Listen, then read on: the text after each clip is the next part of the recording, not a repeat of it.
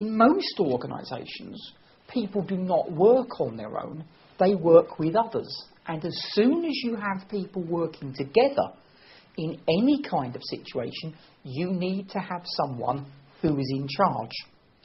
Now, although this is paper F1, there are a lot of concepts in paper F1 that are relevant throughout businesses. Later on during the courses, hopefully you'll get up to the stages where you're near the end of the examinations, you will come across me again doing paper P3. Now, P3 is all about what are the big decisions that an organisation has to make. Should it expand overseas? Should it launch new products? We're talking about big, important things. And if a company gets those things wrong, then they will struggle. They may even go out of business. But that's going to be later on. Just as important, which we don't really talk about in P3, but just as important is what happens if a company is trying to do the right thing. It's got the right idea, launching the new product is a good idea, but the company is being run poorly. So in other words, the management is not very good. Now that's the sort of thing that we're going to be talking about here in Chapter 6. And it is very, very important day to day for people. Let's be honest. At the moment, you're probably working as an accountant. You probably have a supervisor. You may be a supervisor, but probably I would think more likely you have a supervisor. It's going to be quite a long time. It's going to be years before you are sitting on a board of directors making the kind of decisions that we make in P3. But hopefully, in the very near future, you will be making the kind of decisions and looking at the kind of issues that we look at in Chapter 6. You will be a manager of other people. Maybe it's only one person, maybe it's a group of people. Even if you're not, you almost certainly have a manager. And if you have somebody who is managing you, if they do a poor job, they are not getting the most out of you. And that is going to be a problem for the company. It's a problem for you. It's also a problem for the company. So, Chapter 6, very, very important in real life. Now, a lot of the things that we're going to talk about in this first lecture on Chapter 6 are basically talking about what management is and various different writers and their approaches to talking about management. Now, I've said it in other places in the course, I will say it again. Remember, these are the kind of things that examiners like to test. It's really a knowledge test. They might also decide that they want you to perhaps look at a little example and say what kind of management is being used. Perhaps look at a situation and say what's wrong with the kind of management that's being used. So perhaps they're doing things in the wrong way. Anyway, let us have a look in a bit more detail at leading people. So, the first thing that we've got is we're going to come up with some rules and some definitions of what management actually means. Now, all the things that we're talking about in F1, or most of the things we're talking about in F1, are to do with what's called management theory. How do you run an organisation? And it's a relatively recent discipline. It's a relatively recent thing for people to be writing about. Accountancy, double entry bookkeeping that you look at in other papers, that's been around for hundreds of years. It goes back about 500 years. All of the things that we're looking at, particularly in this lecture, are relatively recent. We're talking about 100 years. This is round about the late part of the 19th century. So it's all relatively new. The first person to really try and think about what management was or what management is was a French academic called Henri Fayol. And Fayol identified, you can see here, 5 management rules. This is what managers are supposed to do. They are supposed to plan for the future. Why should managers do that?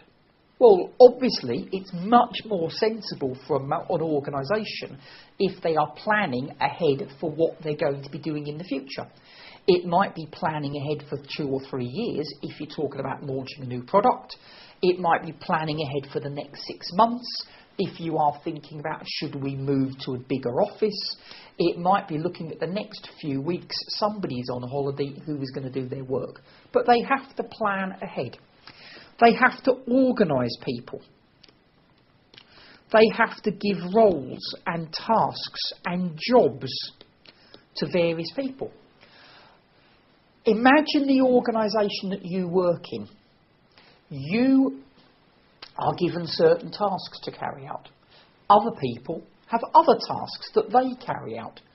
Well, who came up with it? Who decided that you should do the kind of work that you do? Well, presumably a manager. Somewhere the manager said, here are all of the tasks that we need to perform. Here are all the members of staff that we've got. So we need this member of staff to do this task. If that didn't happen, then there would be tasks that would be done twice by 2 different people. There would be tasks that were not done at all, because either nobody thought about it, or people thought someone else was doing it. So a manager has to make sure that everything is actually going to get done. Doesn't mean they have to do it, but they have to know who's going to do it. Commanding. To a certain extent, that is the same as ordering. At various times, a manager comes along to you and says, do this. I am ordering you to do this. I am telling you that this is the task that you are going to have to do. So hopefully they don't have to do that too often, because hopefully the workers know what to do. But occasionally there might be a new thing that comes along, or something that's needed urgently. You will do this. Controlling. Now, you talk about control in management accounting papers, because management accounting is all to do with control, knowing what people are doing. Well, checking the work. So checking what you have done.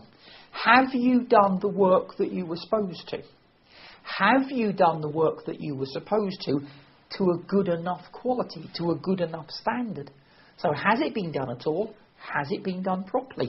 Somebody needs to check that. Now again, I'm not saying that one manager does all of this. They check every single thing that's done inside a department. Remember, in most departments there's lots of managers, from a very senior manager, then there might be more junior managers, all the way down to managers who perhaps are in charge of just one other person.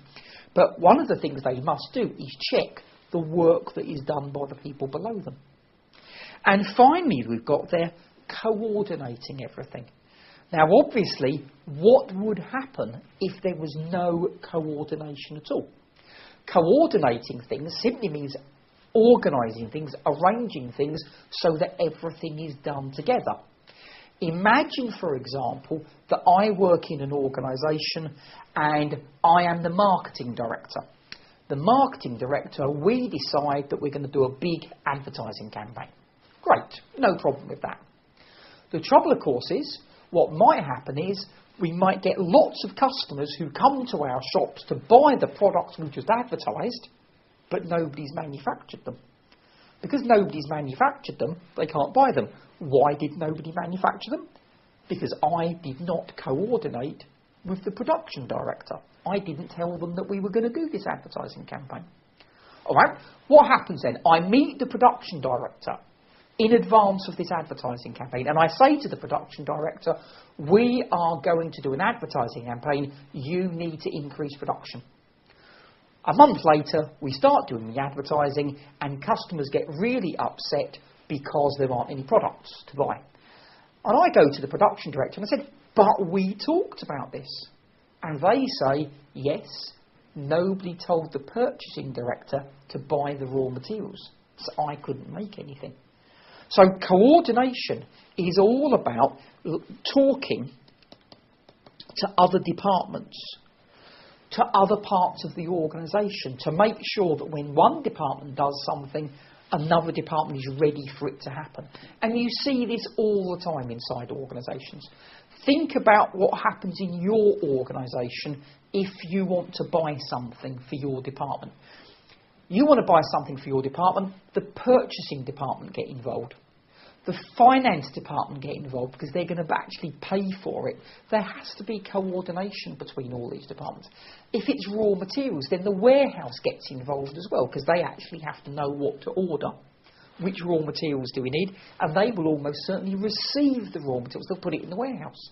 So there's lots of bits and pieces of organisations that all have to work together. Without it, you would never order any raw materials. You'd never get any paper ordered for your organisation. You'd never get things like staples ordered. Nothing would ever happen. So coordinating, very, very, very important. So Fayol, as I say, was the first person really to try and attempt to say what management was. Now, he then comes up with a list of 14 different rules. Now, to be honest with you, 14 different rules. Unfortunately, you could be tested on any of these, so we'll go through them. The good thing is a lot of them are common sense. And a lot of them actually repeat what we've just said. They come back to those 5 things that we've just talked about. So, division of work. One of the things that the manager has to do is simply to divide the work up between all the different workers. Now, we've talked about that because we said one of the jobs that they had to do was to divide everything up into various tasks. You do this, you do that.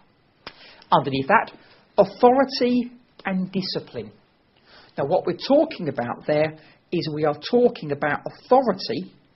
Authority means that you are able to make decisions and then have other people carry out what you want them to do. So I have decided you are going to do this particular work. Right? If I come to you and say, I've decided that you will do this particular work, and you say, go away, I'm not going to, I have no authority over you. The work won't get done.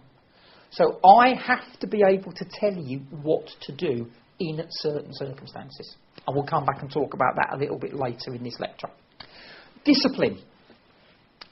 I have to be able to tell you what to do. We've just said that, authority. What happens if you don't do it? What happens if you are supposed to do what I tell you and you decide not to?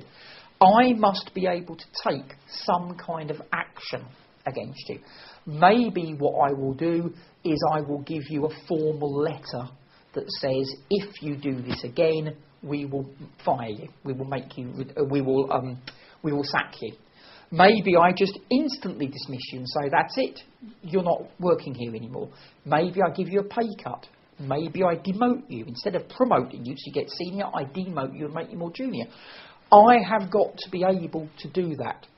If I am not able to do that, then why would anybody listen to me? And if nobody will listen to me, we won't be able to organise the company. So discipline is important.